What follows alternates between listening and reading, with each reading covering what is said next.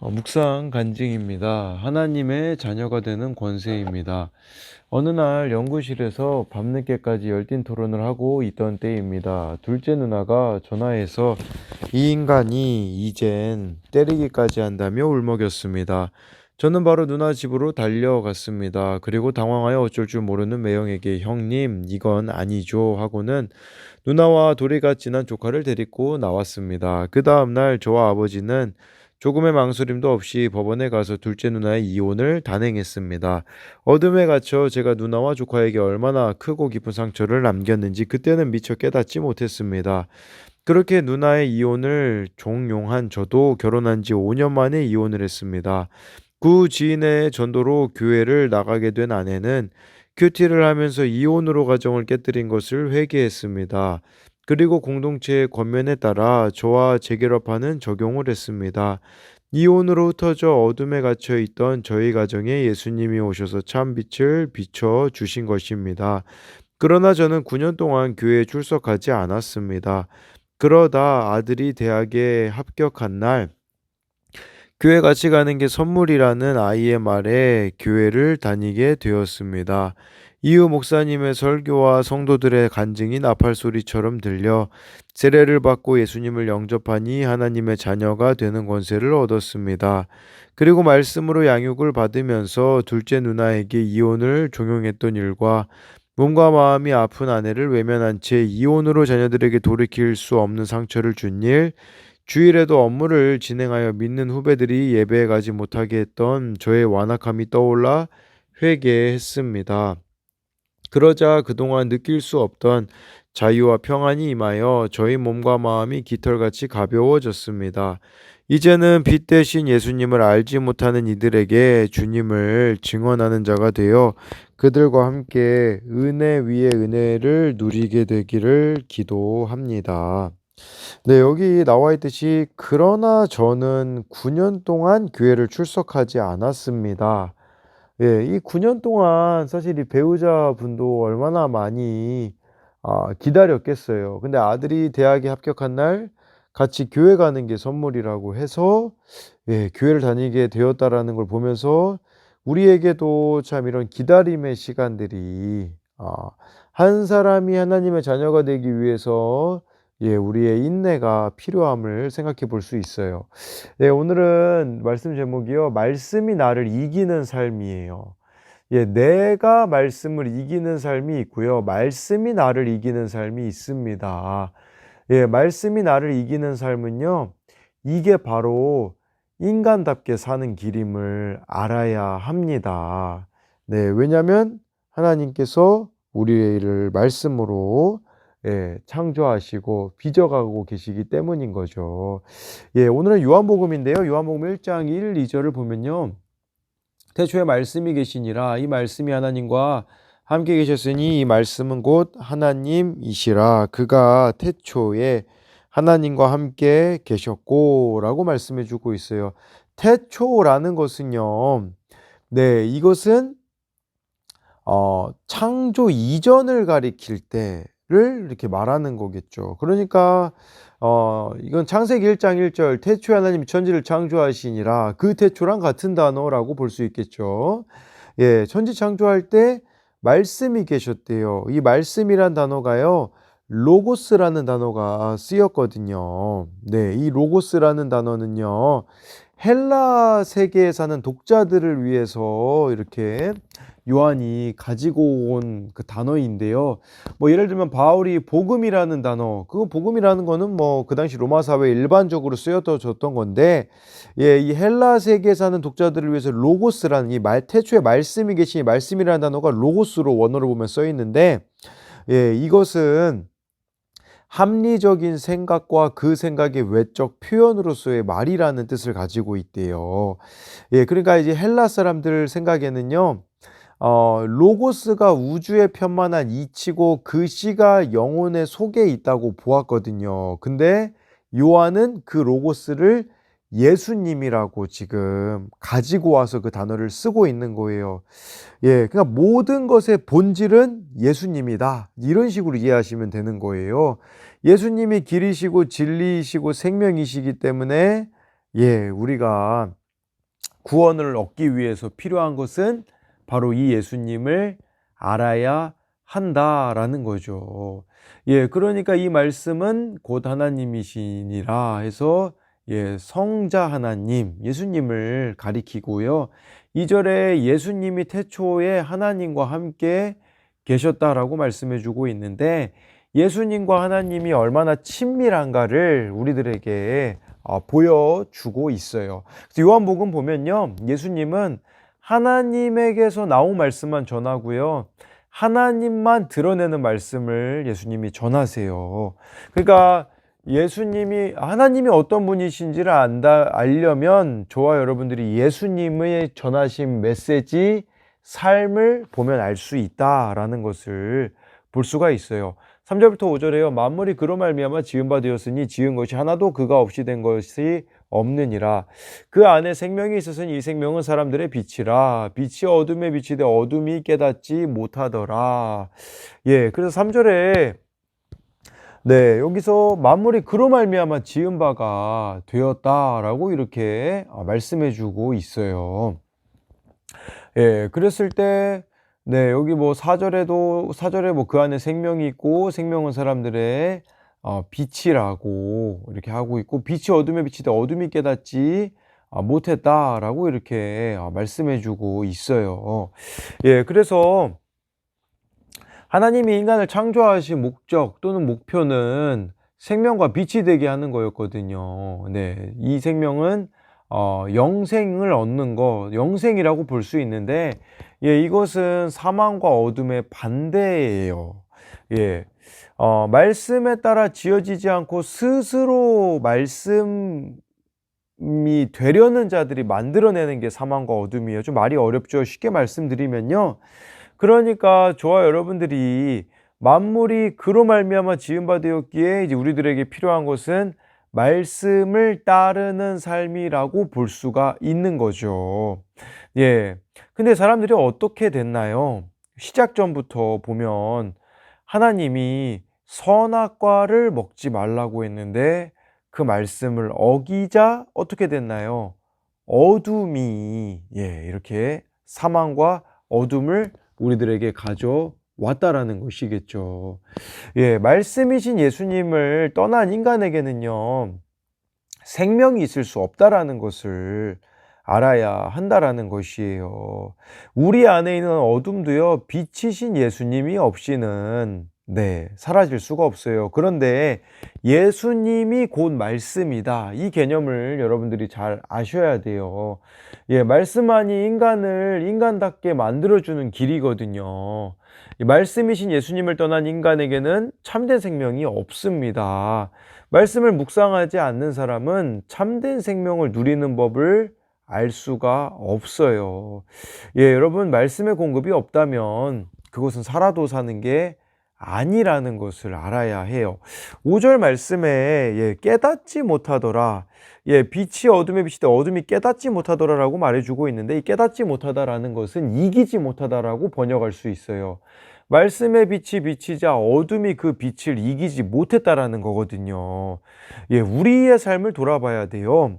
우리의 삶은 어떻습니까? 정말 말씀의 빛이 내 안에 있는 어둠을 이기는, 나를 이기는 삶을 살고 있습니까? 아니면 내가 말씀을 이기는 삶을 살고 있는가? 그래서 어둠 가운데 갇혀 있지는 않는가를 돌아보자라는 거죠. 그래서 이것에 대한 적용 질문도 QT, 즉 말씀 묵상을 함으로써 인간답게 살아가고 있습니까? 말씀이 나를 이기는 삶을 살고 있습니까? 아니면 내가 말씀을 이기는 삶을 살고 있습니까?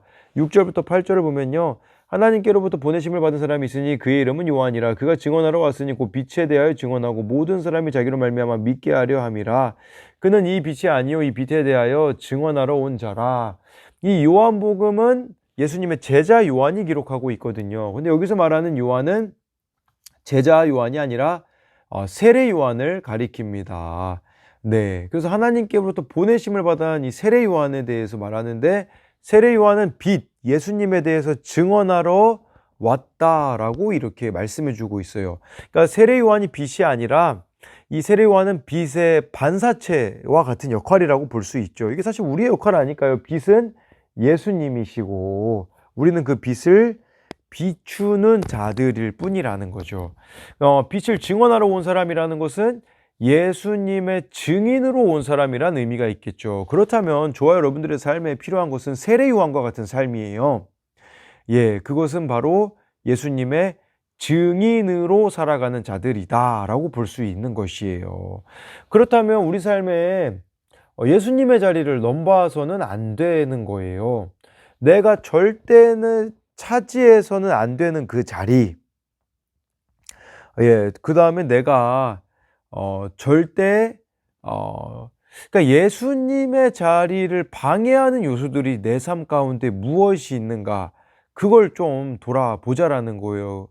예수님의 자리가 내 삶 가운데 방해를 받는다면 증인으로서의 역할을 감당하는 데는 치명적일 수밖에 없다라는 거죠. 여러분, 증인은 뭐랍니까?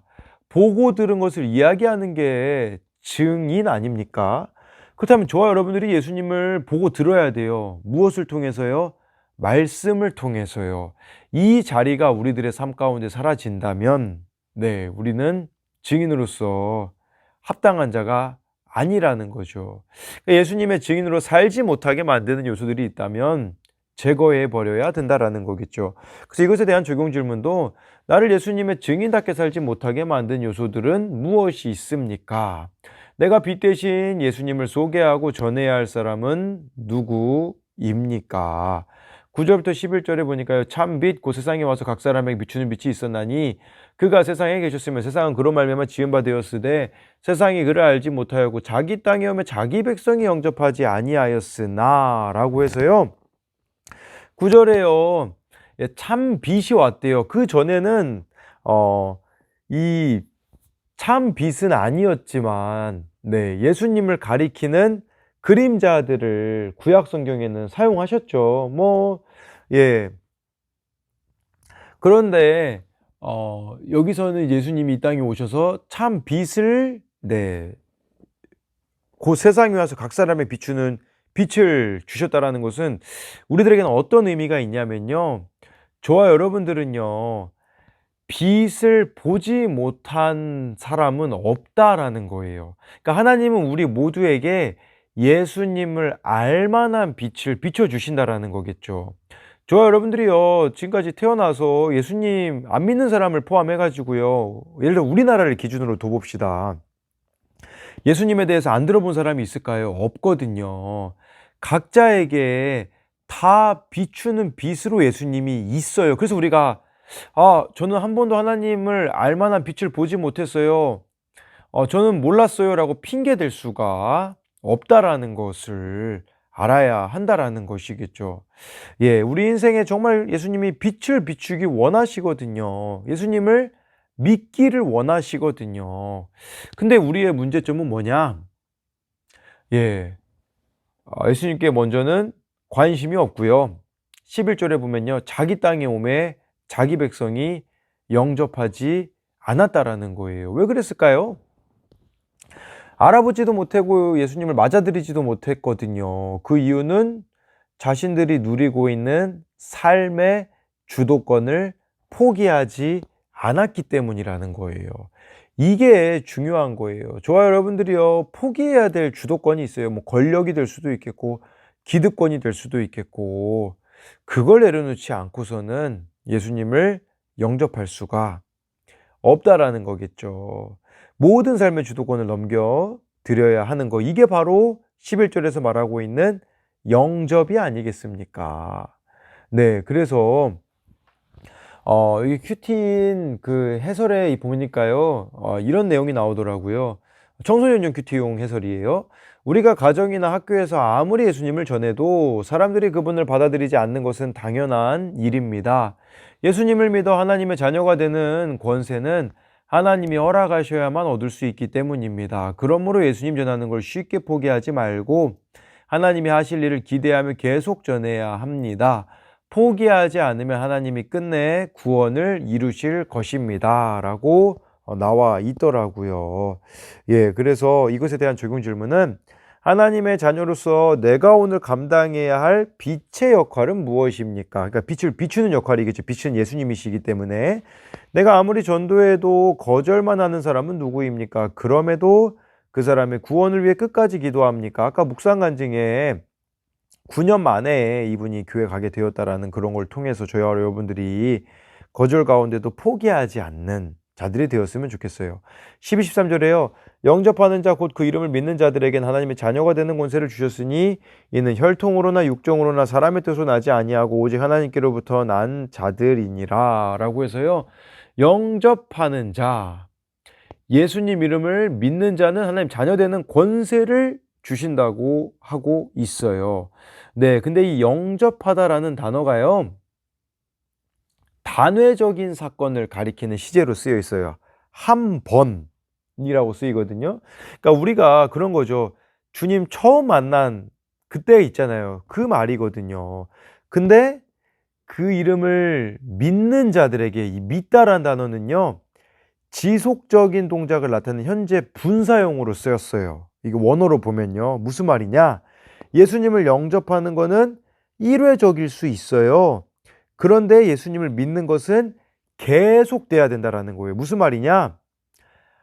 한 번의 결단으로 끝나는 게 아니라 지속적으로 예수님과 관계를 유지해 가야 된다라는 거겠죠. 그게 바로 하나님의 자녀라고 볼 수가 있는 거예요. 하나님의 자녀라면 그렇다면 어떻게 될까요? 예수님과 이 지속적인 관계를 유지하게 되면요. 예수님이 우리 삶의 늘 왕이 되셔야 되고요. 삶의 모든 영역에서 예수님 명령에 따라 순종을 해야 한다라는 것을 말해주고 있어요. 그리고요, 이 예수님을 믿는 것엔 차별이 없어요. 13절에요. 혈통, 육정, 사람의 뜻으로 나지 않고 하나님께로부터 나게 된다라는 것은요. 나는 이래서 예수님 못 믿어. 그건 통하지 않는다라는 것을 아셔야 한다라는 거. 나 너무 비천해가지고 예수님 믿을 수가 없어. 난 이런 환경이기 때문에 예수님 믿을 수 없어. 안 통해요. 저와 여러분들이 그 누구나 예수님을 믿을 수 자격이 안 되는 사람이 없음을 아셨으면 좋겠어요. 이것에 대한 적용 질문은 예수님을 처음 만난 그러니까 영접의 때는 언제입니까? 그때부터 지금까지 지속적인 친밀함을 누리고 있습니까? 대부분이요. 이게 잘 안 되는 것 같아요. 지속적인 친밀함. 주님 그러다 보니까 첫사랑을 되게 그리워하는 것 같아요. 네, 주님 처음 만난 그 첫사랑. 예, 근데 지금이 주님에 대한 사랑이 더 큰 게 바른 신앙이라고 볼 수 있지 않을까요? 그렇게 되어줘야 되고요. 14절에요. 말씀이 육신이 되어 우리 가운데 거하심에 우리가 그 영광을 보니 아버지의 독생자의 영광이 은혜와 진리가 충만하더라 해서요.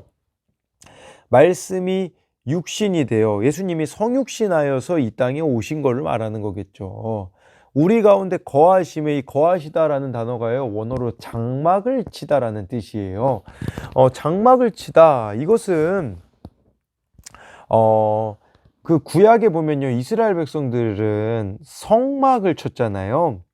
예, 이스라엘 민족 가운데 장막을 치고 하나님이 임재하신 것처럼 육신이 되신 말씀이신 예수님이 우리 가운데 이제는 성막을 치신대요.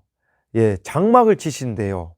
그러니까 성전으로 내 안에 이제 예수님이 거하시는 삶을 살아가는 거거든요. 이게 구원이자 영생이에요. 구원이나 영생은요, 어려운 말이 아니에요. 오늘 주님과 함께 살아가는 거예요. 내 안에 계신 주님의 다스림을 받는 거예요.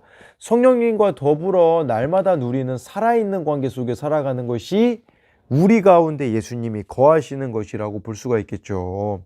예, 그렇게 되어질 때 은혜와 진리가 충만하다라는 것을 말씀해 주고 있는 것이에요. 예, 이 은혜와 진리 하나님의 성품이거든요.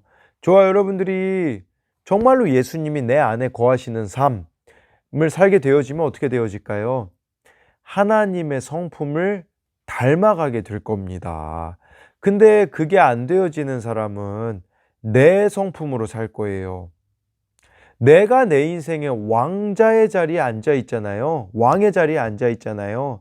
그럼 내 성품으로밖에 살아갈 수가 없지만 예수님이 내 삶의 주인이자 나의 삶의 주도권을 그분께 넘겨드릴 때는 저와 여러분들이 하나님의 성품을 소유한 자가 될 수 있다라는 거죠. 그래서 적용 질문은요. 오늘 하나님과 함께 살아가는 구원 또는 영생을 누림으로 하나님의 성품을 닮아가고 있습니까? 아니면 내 성품으로 살아갑니까? 15절에요. 요한이 그에 대하여 증언하여 외쳐 이르되 내가 전에 말하기를 내 뒤에 오시는 이가 나보다 앞선 것은 나보다 먼저 계심이라 한 것이 이 사람을 가리킴이라 하니라. 실제로는요. 물론 예수님은 하나님이 천지창조하실 때부터 이미 하나님과 함께 계셨죠. 근데 이 땅에 오셨을 때는 이 15절에서 말하는 요한은 세례 요한이고, 세례 요한이 예수님보다 6개월 먼저 태어났다라는 것은 누가복음에 보면 알 수 있어요. 이 세례 요한의 어머니가 엘리사벳이고, 엘리사벳과 예수님 어머니 마리아가 친족 관계였기 때문에 우리가 추정해 볼 수 있는데, 근데 세례 요한이 먼저 태어났잖아요, 이 땅에. 근데 여기 보니까 예수님이 나보다 먼저 계시다라고 지금 인정하고 있거든요. 그러니까 세례 요한은 알았던 거예요, 예수님이 메시아였다라는 것을요. 그러면서 세례 요한의 이 핵심 가치, 예수님이 자기와 비교할 수 없을 만큼 크신 분이라고 지금 15절은 말하고 있는 거예요. 그러니까 우리의 가장 큰 자랑거리는 예수님이어야 되거든요. 그걸 세례 요한을 통해서 저와 여러분들이 배우셔야 되거든요. 그래서 15절에 대한 적용 질문은 나의 가장 큰 자랑거리는 무엇입니까? 16절부터 18절을 마지막으로 보면요. 우리가 다 그의 충만한 데서 받으니 은혜 위에 은혜로라. 율법은 모세로 말미암아 주어진 것이요 은혜와 진리는 예수 그리스도로 말미암아 온 것이라. 본래 하나님을 본 사람이 없으되 아버지 품속에 있는 독생하신 하나님이 나타내셨느니라 라고 해가지고요. 여기 요한에게 세례 요한이 아니라 지금 요한복음을 기록하고 있는 요한에게 있어서 예수님은 너무 자랑하고 싶고 이야기하고 싶었던 분이에요. 그래서 요한복음에요, 여러분, 여기 17절에 나와 있듯이 예수 그리스도, 예수라는 단어가요, 복음서 중에 237번이나 쓰여졌어요. 마태복음에는 150회, 마가복음에는 81회, 누가복음에는 89회가 쓰였거든요. 신약 성경에 예수란 단어가 905번 쓰였는데 요한복음에만 237번 쓰였다는 것은 거의 4분의 1에 해당하는 수치거든요. 그만큼 아까 15절 설명드릴 때는 세례 요한에게 있어서도 예수님은 자랑스러운 분이었다면 이 요한복음을 기록한 제자 요한에게도 예수님은 너무나도 자랑하고 싶은 분이었다라는 것을 볼 수가 있어요. 예수님이 이 땅에 오신 게 얼마나 대단한 일이고 감사한 일이냐. 18절에 본래 하나님을 본 사람이 없잖아요. 근데 정말 하나님과 하나이신 예수님이 이 땅에 오셨다라는 것은 곧 하나님이 오셨다라는 말이 되겠죠. 아버지 품속에 있는 독생하신 하나님이 나타나셨느니라. 성자 하나님, 예수님을 말하는 건데 하나님 품속에 있었대요. 이게 무슨 말이냐? 예수님하고 하나님과의 관계가 얼마나 친밀했는지를 보여줬다라는 것을 이렇게 보여주고 있는 것이에요. 그러니까 얼마나 예수님이 하나님께는 귀한 분이셨겠냐라는 것을 아셔야 한다라는 거죠. 근데 그 귀한 분을 우리를 위하여서 이 땅에 하나님이 보내주셨다라는 거겠죠. 그리고 이건 그런 의미도 있어요. 저와 여러분들이요, 예수님이 아버지 하나님 품속에 있으셨던 것처럼 우리도 그렇게 하나님과 친밀한 가운데 나아갈 수 있는 길이 열렸어요. 예수님 때문에. 그런 친밀함 속에 저와 여러분들이 하나님과 살아가라는 거예요. 하나님 자녀 되는 권세 얻었다잖아요, 예수님 영접하면, 그 이름을 믿으면. 근데 여러분, 우린 어떤 관계인가를 돌아봤으면 좋겠어요. 하나님이 내 아버지인데 진짜 친밀합니까? 바울은 아빠 아버지라고 부르짖느니라 라고까지 표현을 하거든요. 근데 여러분, 하나님과의 관계가 좀 어떤가? 그거를 조금 돌아봤으면 좋겠어요. 마지막으로 이것에 대한 적용 질문은 새해 첫날 나는 진리의 말씀에 귀 기울임으로써 하나님과 친밀한 교제를 나누고 있습니까? 나의 삶에서 예수님이 차지하는 비율은 얼마나 됩니까? 라고 해서요. 정말 말씀이 나를 이기는 삶, 말씀이 곧 예수님이기 때문에 저와 여러분들의 삶의 주도권을 예수님께 넘겨드리고, 그리고요, 이제 우리가 2024년 1월 1일인데 이 새해에 정말 말씀을 따라가서 말씀이 나를 이김으로 내가 은혜와 진리가 충만한 자가 되어지며 하나님의 성품으로 변화되어지는 역사들이 저와 여러분들 가운데 일어나기를 소망합니다.